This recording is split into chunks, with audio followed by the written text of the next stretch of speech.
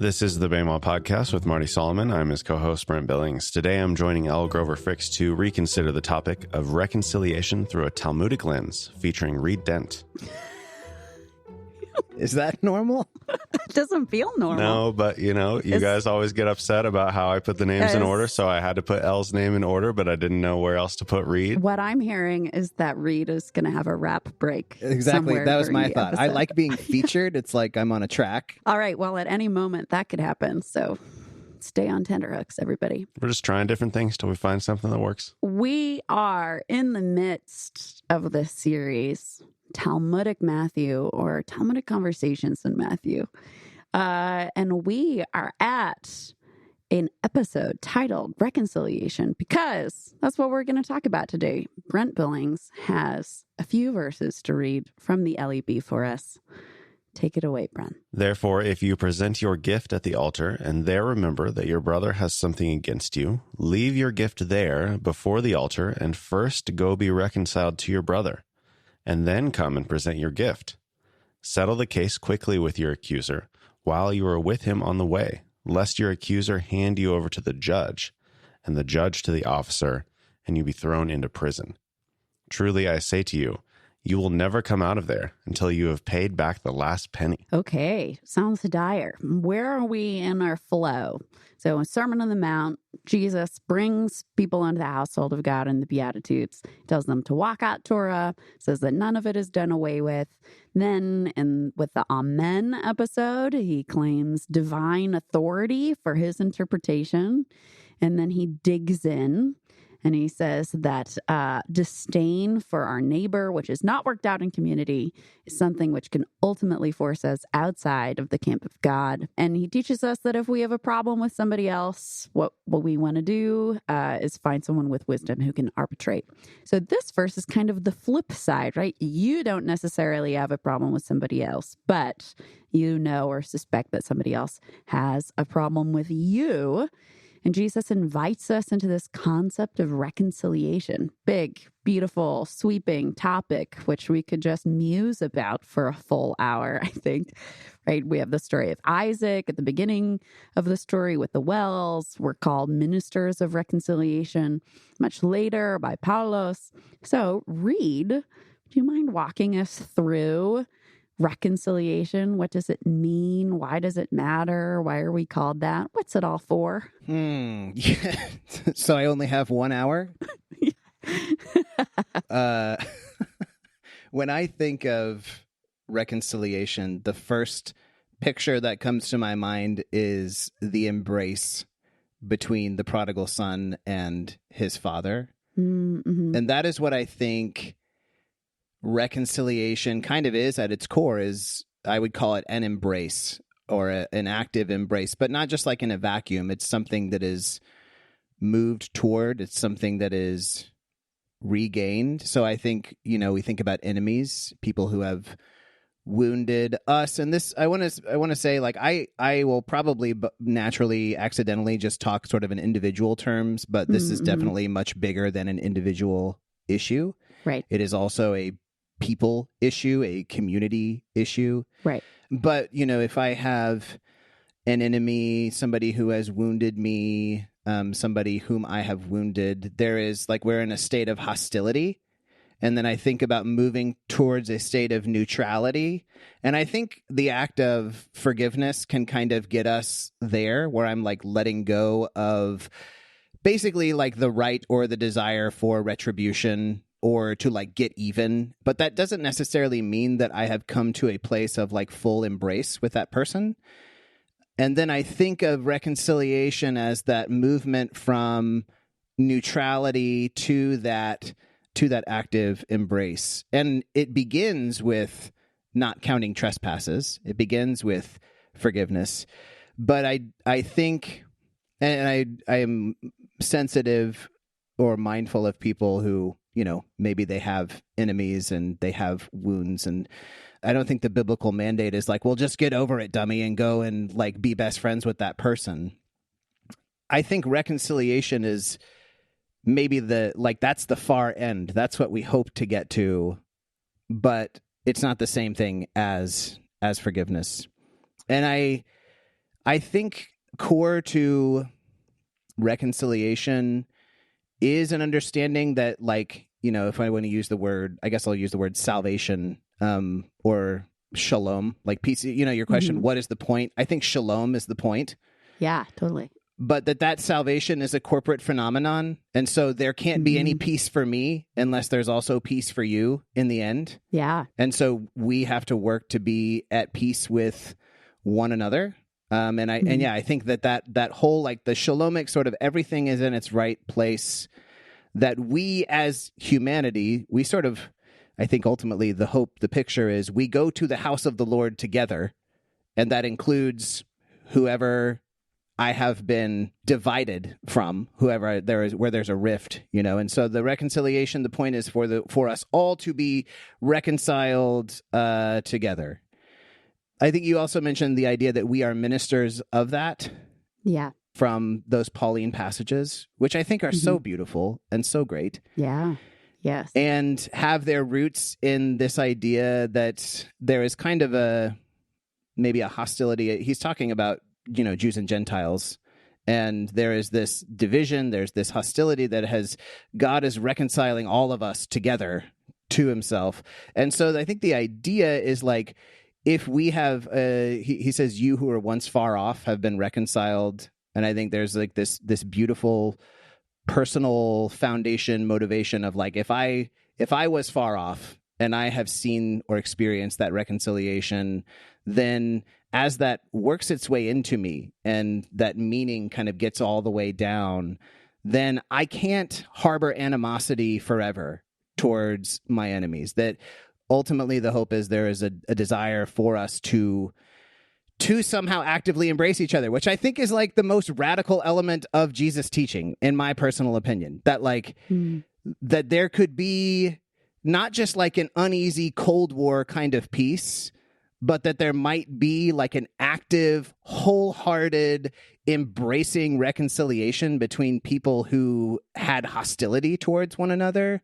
And that we are called to then be ambassador. Like, Paul uses the word ambassador, I think. Yeah. You received this message. Now you are you are a representative of this thing. And so go and like be that message to your own people. Help. I think part of being a minister too is we help mediate that between other people where we can, right, or where we encounter it. And we encourage reconciliation and grace and mercy, which is a really hard thing. It's a really hard thing. Yeah. My wife is a professional counselor, and she said to me one time that the word that she thinks most people need to hear or to be challenged to do is forgiveness, but it's like the last word that she ever wants to say because people have such a visceral reaction against it.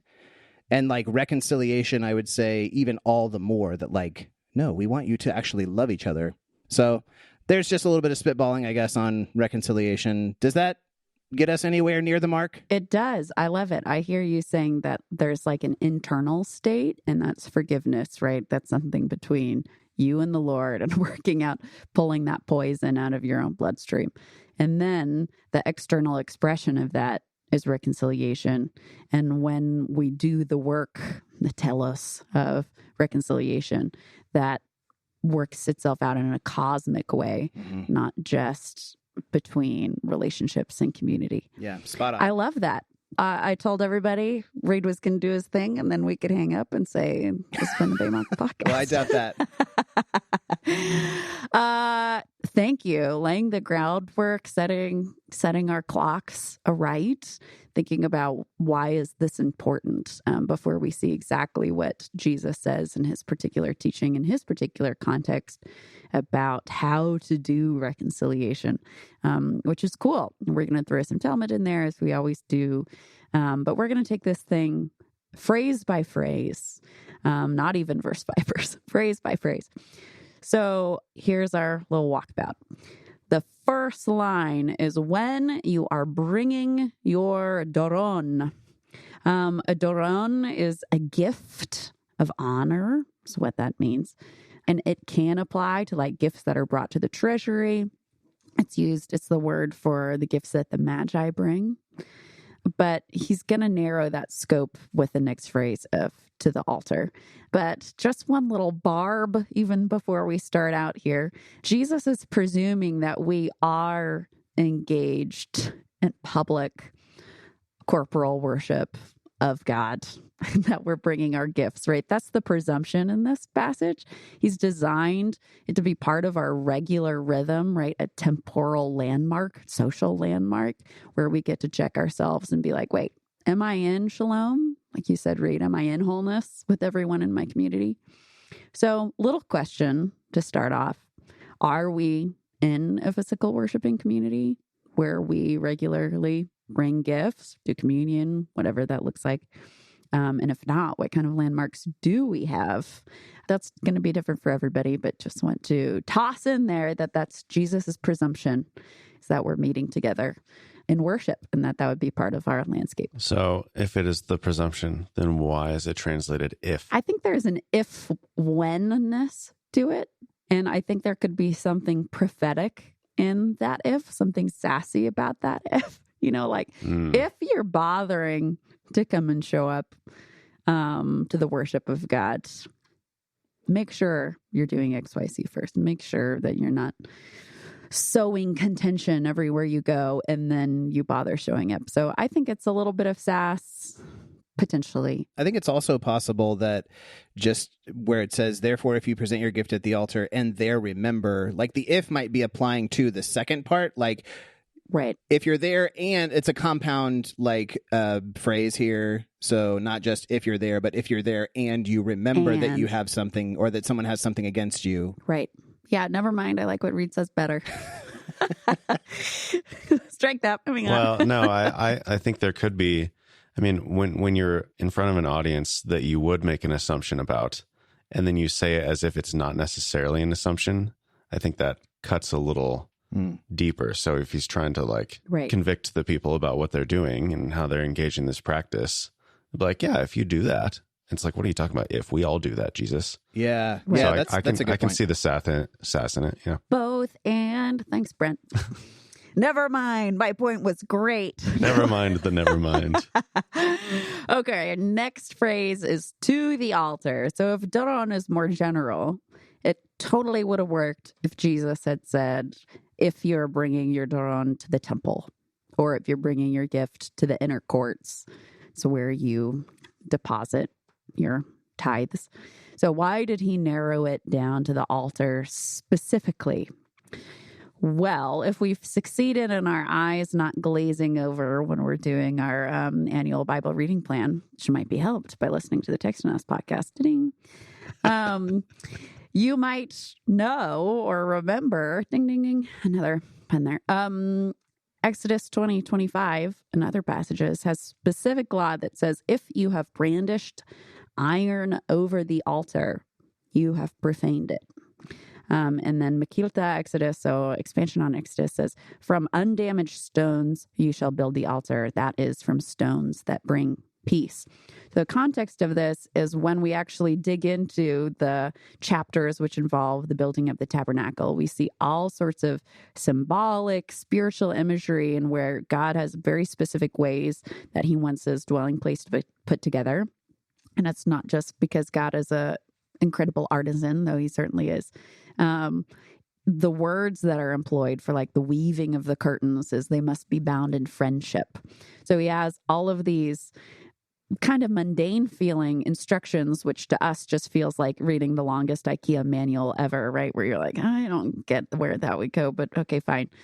When you read it in the Hebrew or illuminated Hebrew, you see, oh, so he's making all these lines in the sand, like there will be no bitterness in the doing of this. This will be done in friendship. And so for the altar, there's this contrast that even though it's a place of great violence where hundreds of animals are slaughtered every year, God wants it to still be a place of wholeness, right? A place where there aren't brandished materials that are used in violence in their community. So bringing that over to Jesus, it's almost as if Jesus is saying that relational brokenness is like that iron. is like a weapon that's used in the community. That guilty confusion, right? Because they don't even know if somebody has something against you, but you think that they might. That sensation of like, I don't know if this conflict is still ongoing. I have to go check. That, according to Jesus, seems to me to be a weapon that messes up the altar process, messes up the worship of God. And instead, that spot is supposed to be the set apart place where there isn't division, right? There isn't violence. And so Jesus could be expanding our imagination to include this relational destruction rather than just weapon destruction. Does that make any sense? Yeah, I mean, I think it feels, I'm just thinking of my own experiences being in worship and like the way in which the particular, so you mentioned, maybe a communion is a type of altar that we're talking about. And I do feel that. And that there is something about like that ceremonial kind of rite for me, like the embodied thing that you have to do that doesn't like there's something really discordant or dissonant when there is like a, just something wrong between me and somebody else that does feel like a kind of violence or a kind of destruction. Like at the very least, I cannot with a good conscience, participate, but it's, I think, meant to go bigger than that, right? It's not just about my own conscience, but it's about the actual space that exists between me and that person. Mm-hmm. But yeah, no, I think that resonates with me a lot. Yeah, which I think Corinthians talks about exactly what you're describing, which if we put on that lens that you gave us in the introduction, right, there's something internally wrong, there's something externally wrong in the space between you and the other person, and then there's something potentially cosmically wrong that we have the power to lean into and do something about. I love it because when I think if I was just to sit down in my Christian upbringing and be like, what are like the purity issues that God says would keep us away from like being able to worship him properly?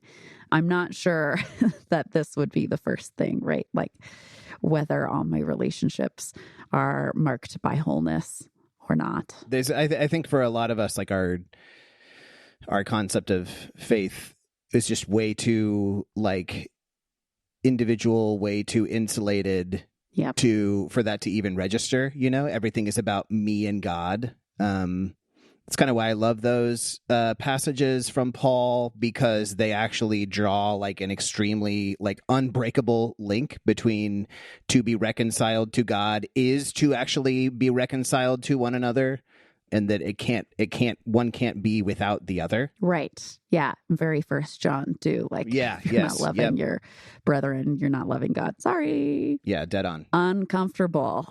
So we'll move right along. The next phrase. Does someone have something against you, Elle? Oh, who knows? Plead the fifth. Okay. The next phrase is, and there remember. So what I hate about this is that remember is not time bound, right? There's no statute of limitations here. And I say that I hate this because I'm very guilty of this. I can be pretty conflict adverse despite what people might think about me, which I mean, not always. But I can realize over time that I've done something wrong or stupid or potentially harmful. And I can think to myself, well, that was ages ago. Surely it would have come up if it was a real problem. It would just be weird if I reached out about it now. So I kind of, eat my way past the issue and just cross my fingers that it's okay. But my pastor growing up used to say, no matter how long you've been walking down the wrong road, it's never too late to start the walk back. And this remember is pretty open-ended, right? Doesn't say whether it was a year ago or 5 years ago or 10 years ago or whatever. But it demands a response, which is a bummer.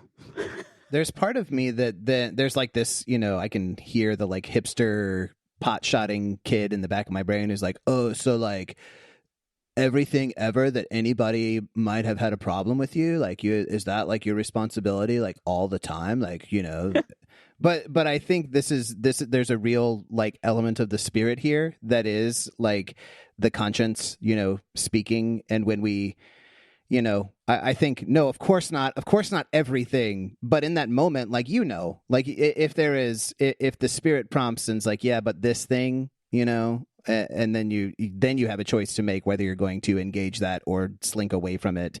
But yeah, the work of the Spirit is there, and that, like, what I like about the picture of, again, being at the altar or being in these places of worship is that, like, I imagine there is intended to be a kind of focus and stillness and attentiveness there. And it's like when we are in that state, it's like not when we're running around doing our errands that probably these things are going to be like coming into our mind. But when we carve out the space, that's kind of the phenomenon, right? Yeah. And you're like, oh gosh, like I haven't thought about this in a long time, but this is actually really real. Yep. I had to apologize to you on my birthday because that happened to me. Big bummer for me. Fine, but it reminds me. Yeah, exactly. Reconciliation is a great birthday gift. But true. But it reminds me of Marty's super great teaching. Link should be in the show notes when he talks about laying down the jawbone and forgiveness. Because he talks about that black cloud, and you haven't finished the work of forgiveness until you can think of the other person without a black cloud. And that's when they've done something wrong. But to me, that applies if I like think of somebody else and I think like, oh, I did such a stupid thing. That's like my own black cloud over my own head rather than the other person's. So quick pivot here. Enough about me. To the Jewish perspective, what might stand out to the original listeners about this practice? So when are Jewish folks supposed to seek out reconciliation, repentance? Pop quiz. Everyone's favorite. It is in the days of awe before Yom Kippur. So I do not want to dunk on this practice, so that's not why I'm describing it. And in fact, when I lived in Israel and Palestine, it was great because everyone was in the same boat.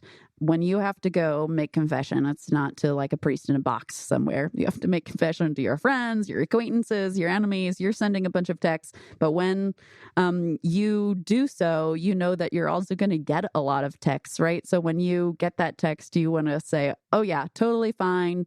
We're all good. You want to reconcile as fast as possible because you're like sitting there with your fingers crossed, waiting to get your text back from your boss. Like, oh boy, I hope this goes okay.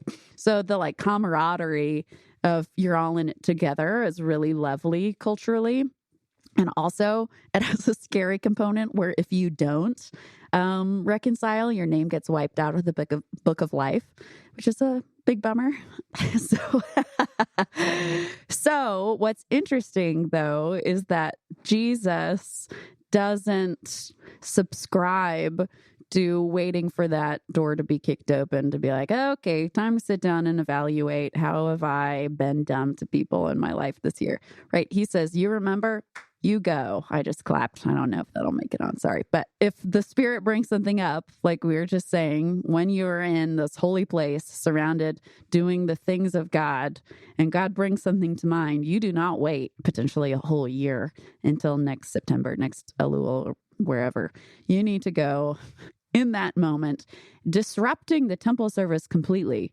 And I could not find any halakhic equivalent, any resource that said that you would ever interrupt the temple service in this way.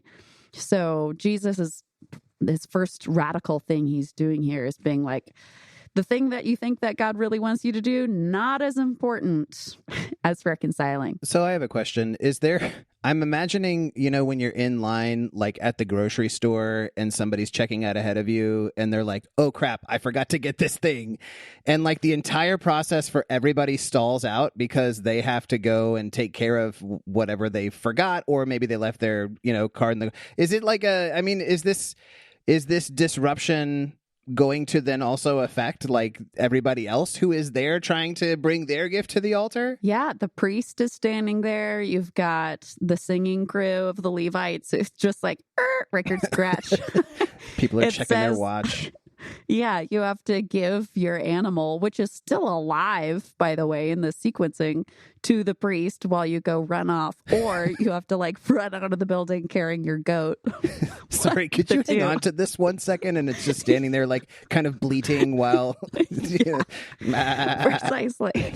Super uncomfortable. Right. Which also big like reminder, and if you are conflict adverse and don't want to inconvenience people, it's a big motivation to take care of your business before you get there, right? Right. So if Jesus is saying you do it even then, how much more when you're like, okay, time to make the pilgrimage to Jerusalem to go do my thing. And then you're like, oh boy, I really have to go talk to so-and-so first, because you sure don't want to have to walk all the way back to your town that you came from. Well, in the grocery store example, I feel like I would just check out and take everything out to my car and come in a different entrance and find it and go to a different check stand and like pretend that it never happened. Wow. But that's not an option here. Doesn't right? seem to be. Like, you have to stop.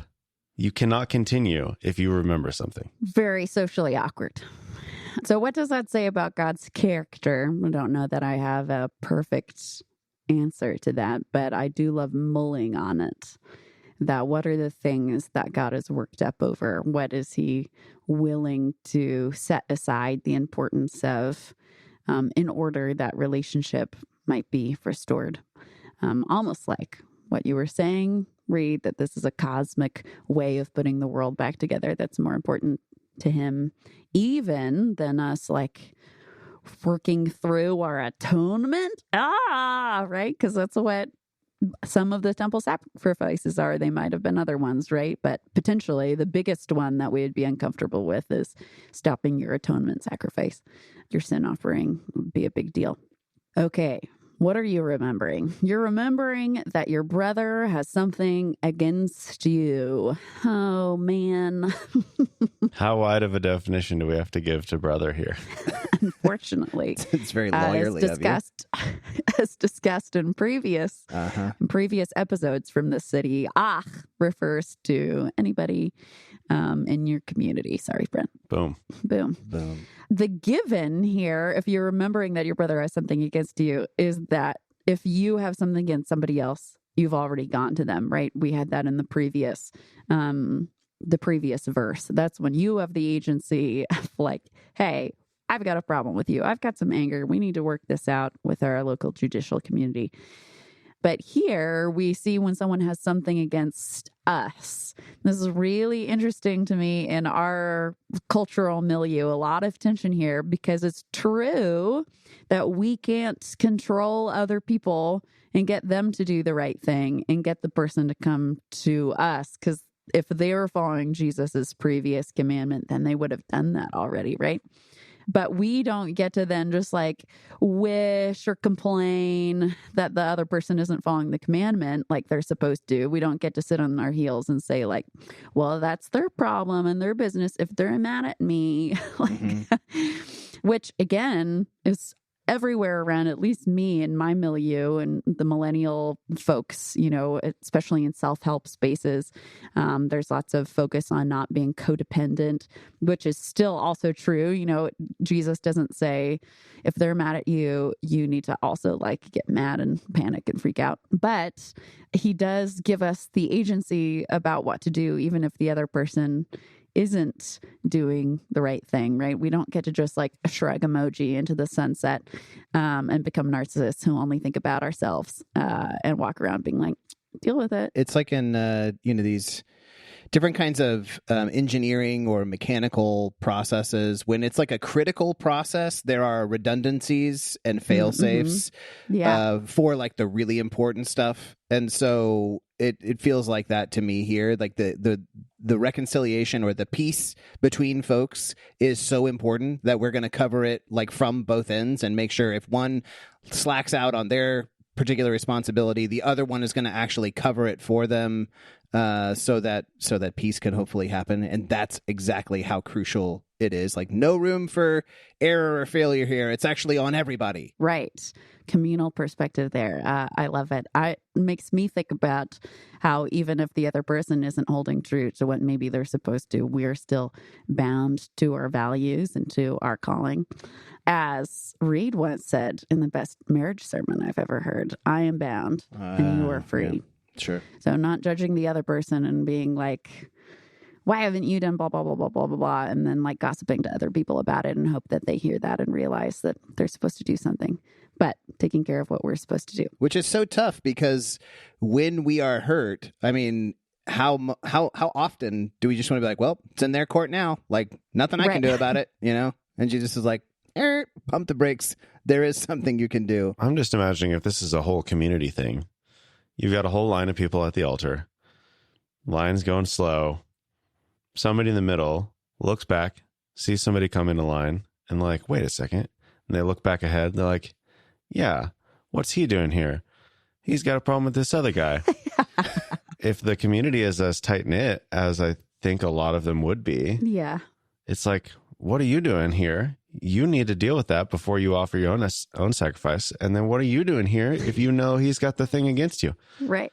So, I don't know. Would you consider that gossip, or would you just consider that like community accountability? Oh, no, I totally consider that community accountability. I love that, even though it's super countercultural. I'm thinking more like you're not giving your sacrifice, but I tell Brent, like, I think Rita's a problem with me and he hasn't talked to me about it. In the hope that you'll like text Reed and be like, Elle thinks that you have a problem with her. Blah, blah, blah. Yeah. Right. That's the non-productive thing to do, in my opinion. Right. Okay, so Jesus says, leave your gift at the altar, which presumes that you'll come back, right? You don't get to take your goat with you because then you might just like go home. That's a good point. That's a good point.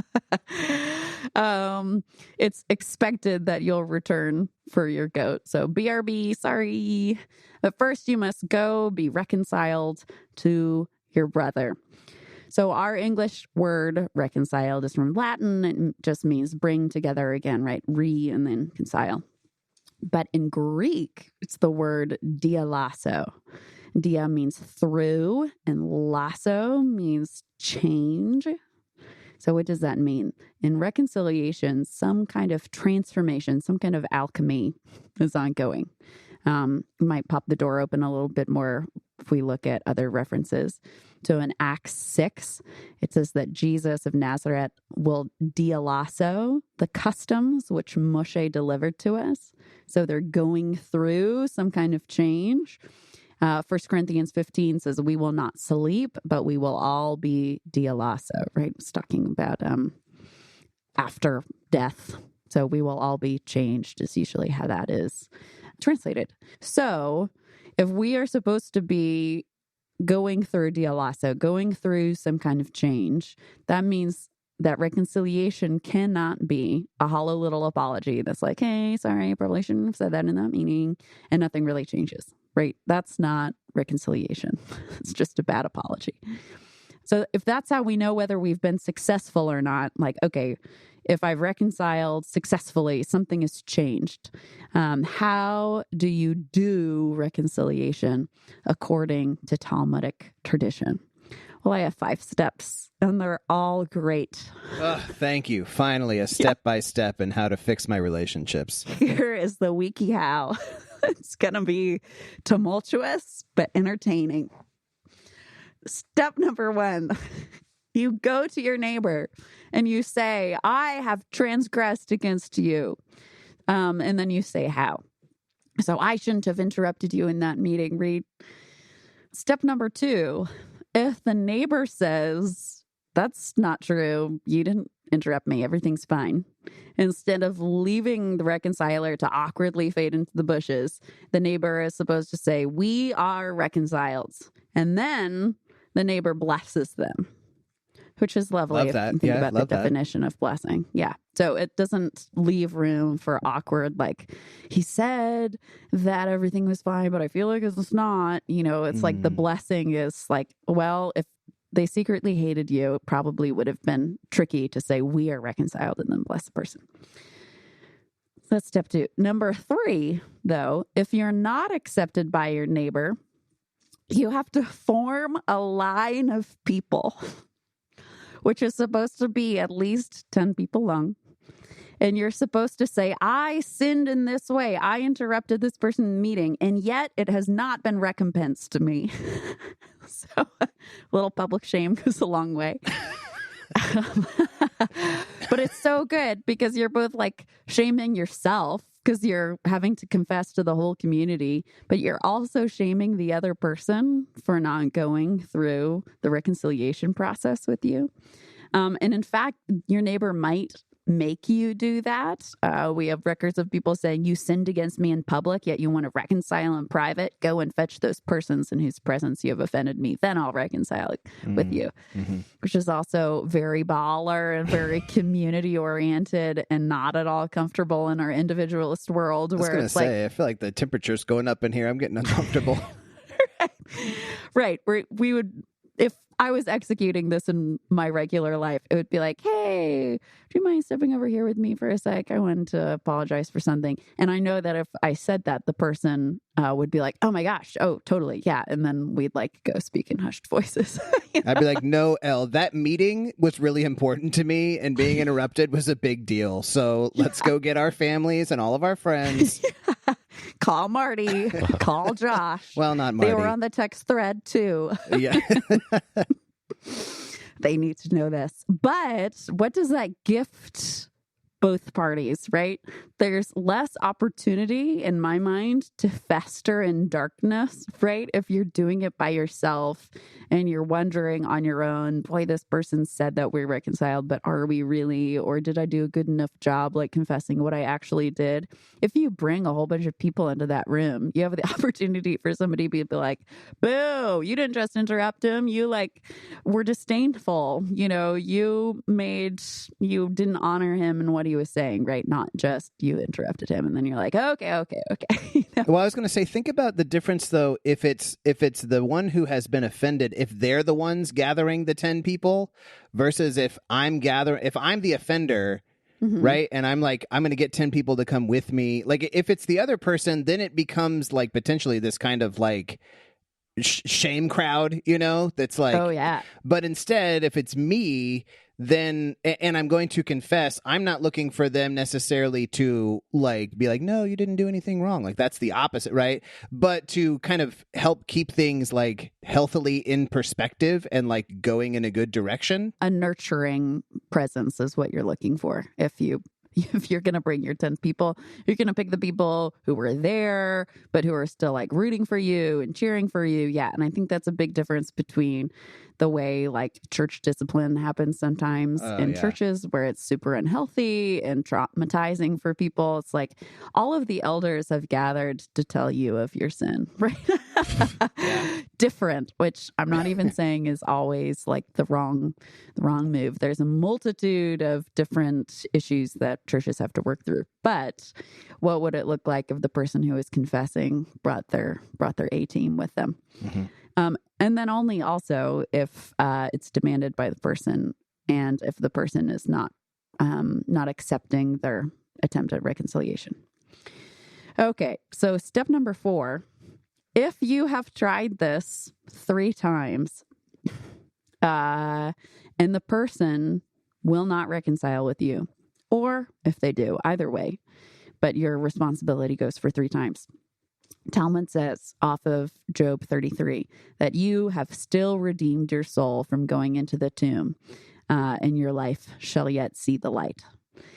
And I think that's moving because guilt does kind of feel like death, right?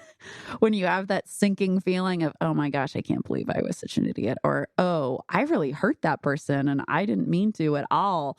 That sense of like crushing weight of failure that goes beyond just like failing an achievement, but hurting somebody that you care about is really terrible.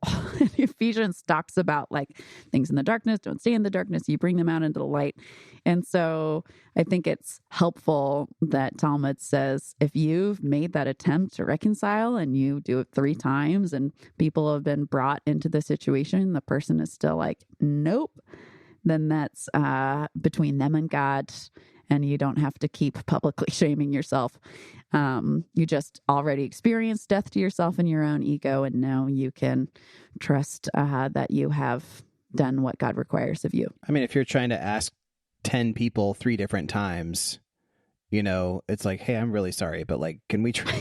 Can you help me with this? You know what I mean? That feels like a death of the ego for sure. Right. The first time you're by yourself, but the second time you're bringing people, and then you have to be like, well, I still didn't do it, so you have to go get them again. Yeah. Yeah. But totally the opposite of internet culture, right? Like if you notice somebody sin, and also sometimes church culture, if you notice somebody sin, go tear them down in public, right? That's this is the way. Private-ish if it's Christian church culture, but definitely public if it's internet. Not the way of Jesus. Step 5, option 5. What if the person you do need to reconcile with is dead? Real talk. That's sometimes the case. It's a great question. Yeah. So I have the Talmudic answer and the early church answer. It might not be the answer that every listener is like, yes, that checks the box for me. But we can talk about it. What do you do if the person you need to reconcile with is dead? You go to their grave. You grab 10 buddies just right off from the starting mark this time. And you go through the same process at their grave. In both Judaism and the early church practices, there was this expectation and sense that the dead are still around and present, even though they're also rejoicing with Christ on the other side of the veil, right? And they believed that interaction with them was not like beyond the pale. Pun. In the same way that we have a big separation, right? Like they're in heaven with Jesus, not here, right? But they take texts like Hebrews 12, talking about we have this great cloud of witnesses. They had a different view of their ancestors, which we see a lot of in the Hebrew Bible. So one of the things that they would do, and one of the reasons that you should reconcile with a dead person is because both 9 days after their death and every year on the anniversary of their death, the early church would hold these feasts in the catacombs called refrigeria, like refrigerator. And they would carve these depressions and tube-shaped holes in the sarcophagi of their friends so that they would have a spot to like serve them food and wine at their yearly memorial dinner. They would have a triclinium, they would have a table, they would have a chair for like the closest person to the person who had died. And then they would leave another chair empty for the person who had died and put food and stuff on their sarcophagus.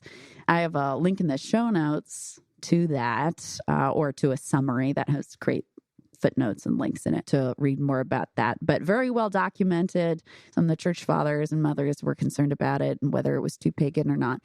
But we do know that it was a regular part of the early churches. You can still go and work through things with people who have died because they yet live, even if they're just with Christ. So that's how you do reconciliation from a Talmudic perspective. I'm a big fan of that. I'm a big fan. Yeah. Can I carve something into your coffin? Well, but just like, what's the alternative? Like, I'm just going to like think about it, you know, like, right. I'm not saying that whether there is or is not some kind of voodoo magic going on isn't really the point for me, but it's like this embodied kind of way of dealing with what is probably like nobody wants to have a guilty conscience, and you especially don't want to have that with someone who is dead, and like to have that feeling of like, well, this is eternally irreconcilable now or something like that, or I'm just going to have to suffer with this until I myself am dead, and then we'll just automatically like heaven high five when we see each other. But right. To be able to have some embodied way of really dealing with that and let it sink down into your soul, like I mean, that sounds pretty great to me. Yeah, in the safety of community, too. Absolutely. So you don't come back and be like, they appeared to me as an apparition and told me that I've never done anything wrong in my life. You've got your folks with you. Yeah, and the images of food and drink, too. I mean, I think that's a beautiful thing. So do we have your permission or Leanne's permission to carve plates into your coffin? Yes, please. And after I am dead, take her there so that she can reconcile with me for all the wrong she did to me. Wow. No. Well, if somebody has something concerned against for you, you. right? If the dead person has something, I'm just going with the Whoa. Jesus text here. I'm just sticking with the Bible. That's all. Yeah, I think she might need to bring you another anniversary cake, is what I'm hearing. Okay. Oh, what a story that was. Yeah, I'm the worst. Leanna's great. Let me go on the record as saying that. That's what I want to say. Great. I'm glad you've repented. Now I can move on.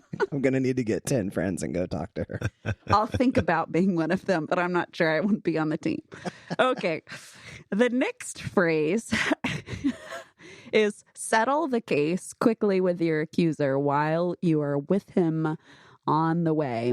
Okay, so immediately, first thing is it doesn't say settle the case. That is a interpretive attempt, which I respect. I've certainly been there of being like, whew, how do I make this make any sense? Some translations say make friends quickly, which is kind of great. The KJV and the KJV's offspring go with agree with your accuser quickly, which I really like because it's really countercultural. Somebody being like, no, I don't want to forgive you because you're the worst. And you're like, yeah, that's true. I've agreed with you. Are we reconciled? So, but what does Jesus actually say? If he doesn't say settle the case quickly, he says, eunoeo. So nous is our word for mind, which is in that word. It's from ginosko, which means to know or to learn to know. And then the E at the beginning or the U at the beginning is for good, like eulogy, right? Logos, good words. So Jesus says, quickly, learn to know the good of your accuser, which is so juicy to me. So it's not just like go through the motions, be like, okay, this person is so sensitive. Reed is so sensitive. I just interrupt him in meetings, but that's my right, or whatever. I was right. I should have interrupted him, but because Reed is sensitive. It was an important meeting. It was a really important meeting. It's not a big deal to me or whatever, but Reed still seems to be mad about it. So fine, I'll go talk to him. No, it says that I have to learn to know the person who is angry with me and not just learn to know them, although that already takes a lot of work, but learn to know the good of them. So maybe this person is sensitive, but I feel like there's a posture change if we're following the commandment of Jesus. Like disdain or conceit can't come into play as much when we know the reason that the person is behaving the way that they are, right? It's easy to have disdain and conceit when you're like, I don't know, that person's just like that, whatever. But if we know why, then it immediately changes our posture more into compassion. And sometimes it takes curiosity to get there, right? I guess we don't automatically know why the person's doing that. So we have to ask questions. We have to desire to know. But then even just going beyond knowing them, we have to know the good in them, right? So you end up suddenly being in the place of, wow, I'm thankful for this person's extra sensitivity to this issue because it helps me and the team stay on track in our integrity. And maybe if it wasn't for this person's quote unquote sensitivity being the North Star for our ethics, then we wouldn't speak of one another and with honor or the ways that we want to talk about each other. Or nothing would ever get done in our meetings. Right. Going the other way to the interrupter. And once we get to that place, though, of the eunoeo, it turns into a place of gratitude, which is a true deal also, right? Going from, this person is mad at me and I feel guilty about it. And maybe I feel some complicity, but maybe I don't. To all of a sudden compassion, which turns into gratitude. That's a real transformation, a real crossing over, a change, a through change. Yeah, that's great. I mean, understanding of the other person. I like that because like the other translation, so like the ESV that I have in front of me says come to terms. Boo. And it all just sounds like a business deal, you know? It sounds like you're negotiating something. Like give them what they want, but like you can compromise and they want this much compensation and you think that's lame. Yeah, but I think you're so right that like the way that alchemy happens to gratitude or to compassion is through looking for the good in them, or like seeing the understanding. Because I think sometimes what we find when we look for that understanding is, oh, they're actually not that different from me. If I saw it that same way, I might be upset too, Right, totally. Yeah. Penultimate phrase here, we're almost done. Lest your accuser hand you over to the judge and the judge to the officer and you be thrown into prison. So this pipeline is like an exact parallelism of the anger passage, right? Before we had the little Sanhedrin and then the big Sanhedrin and then Gehenna. And now we have the judge, officer, prison pipeline. So it's almost like, it's the third time I've said that, ripping off Marty. I need to pick a different phrase. It's as if, that's no better. Jesus is pointing out that our anger can eventually pull us out of community, right? We did that in Numbers 12. We talked about Miriam getting leprosy and why. We did that full breakdown last episode. So go listen to it if you haven't. But also others' anger at you, if we're not willing to go to the work of caring about their feelings, right? And our facts don't care about your feelings culture, whether they're unfounded or not, if we're not willing to go and do the self-sacrificial work of curiosity, which leads to delighting in others, compassion, gratitude, what we've been talking about, then that can also pull us out of community, just as we're in danger in the anger passage as well. And then finally, Jesus says, Amen. That's another amen, not a truly, truly. Different word, amen. I say to you, you shall not come out from there until you have paid the last penny. So I would posit that there's this one last Talmudic story I want to share that illuminates this final phrase, why Jesus throws it in, right? Because I wouldn't notice if this wasn't here, right? It doesn't say anything about coming out of Gehenna in the last verse. But he adds this thing. Here's a Talmudic story. The context is, the Talmud says, in the Messianic era, Jerusalem will be 4 square miles of precious stones and pearls. That's their quote.